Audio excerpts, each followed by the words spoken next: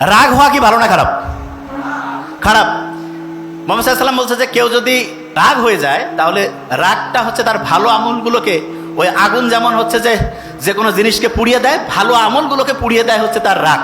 এরকম খারাপ। বিজ্ঞানীরা দেখছে কেউ যখন রাগ হয়ে যায় তখন তার রক্তের যে কোয়ালিটিটা, এইটাতে দেখা যায় কর্টিসল বেড়ে যায়। তার মানে টেনশন যেই কারণে বেশি হয় সেই জিনিসটা বেড়ে যায়। তাইলে এইটা রাগ যখন কেউ হচ্ছে তখন তার ব্রেনটা কি ভালোভাবে কাজ করতেছে না খারাপভাবে? খারাপ। একটা ঘটনা বলি। মুহাম্মদ সাল্লাল্লাহু আলাইহি ওয়াসাল্লাম আবু বকর রাদিয়াল্লাহু তাআলা আনহু পাশাপাশি বসে আছেন। একজন দূর থেকে আসলো, এসে আবু বকর রাদিয়াল্লাহু তাআলা আনহু সম্বন্ধে মিথ্যা বানিয়ে বানিয়ে কথা বলতেছে। এবং আবু বকর রাদিয়াল্লাহু তাআলা আনহু কিন্তু এটার মানে হচ্ছে যে প্রোটেস্ট করতেছে যে না, এটা কেমন কথা, আপনি তো ঠিক বলতেছেন না।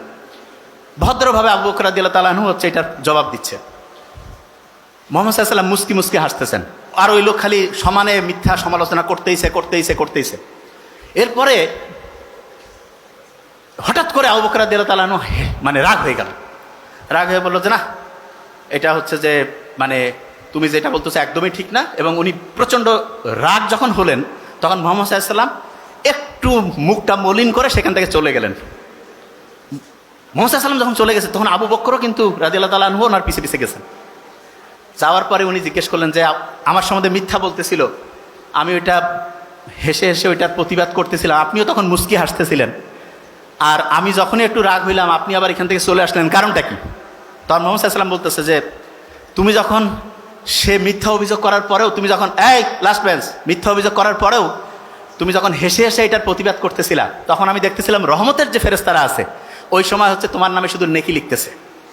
আর তুমি যখনই ও রাগ হয়েছে এই জন্য তুমিও রাগ হইলা, তখন দেখলাম যে রহমতের যে ফেরেশতারা ওইখান থেকে চলে গেল। তা রহমতের ফেরেশতা যখন চলে যায়, আমি রব্বুল আলামিন মানে মুহাম্মদ সাল্লাল্লাহু আলাইহি ওয়াসাল্লাম হয় কিভাবে এখানে থেকে আমিও চলে আসলাম। জিনিসটা কি বোঝা গেছে আমি কি বলছি? তাইলে একজন রাগ হয়েছে, আমরা কিন্তু রাগ হয়ে যাই না যে হ্যাঁ রাগের বদলে রাগ হবো। নো, ইসলাম দেখেন, আপনি একটু কোরআন পড়েন তো। মুসা আলাইহিস সালামকে যখন আল্লাহ বললো যে যাও ফেরাউনকে হচ্ছে দাওয়াত দাও, ভদ্রভাবে কথা বলো, ঠিক না? তার মানে ফেরাউনের মতো খারাপ, এসে তো সব দিকে সবচেয়ে ভয়ঙ্কর খারাপ, তাকেও যখন ইসলামের দাওয়াত দেওয়ার কথা বলছে তখন কি ভদ্রভাবে বলছে নাকি মেজাজ গরম করে? ঘুমাচ্ছে এক ধরবো, কি হবে তখন? ভদ্রভাবে। আচ্ছা, লাস্ট বেঞ্চ, এই যে লাস্ট বেঞ্চ, থামো। আমাদের ব্রেইনটা যে আছে না, এইখানে কি এক রকমের পানি আছে না নাই? আছে। এই যে পানি আছে না, এই যে পানি, এইখানে যদি আমি মাখন ছেড়ে দেই তাহলে যেই রকম অবস্থা হবে, আমার ব্রেইনের এই যে আমার খুলির মধ্যে এরকম পানি আছে, তার মধ্যে আমার ওই ব্রেইনটা আছে। এবং মজার ব্যাপার হচ্ছে আমরা যে অনেকেই হচ্ছে অনেক সময় হয় না যে ব্রেইন ঠিকভাবে কাজ করে না, এর প্রধান যদি একটা কারণ বলি, ব্রেইনের মধ্যে পানির অভাব আছে। কিসের অভাব? পানির অভাব। আমাদের ব্রেইনে প্রায় ৭৮ থেকে ৮০% পানি। ৭৮ থেকে কত? ৮০।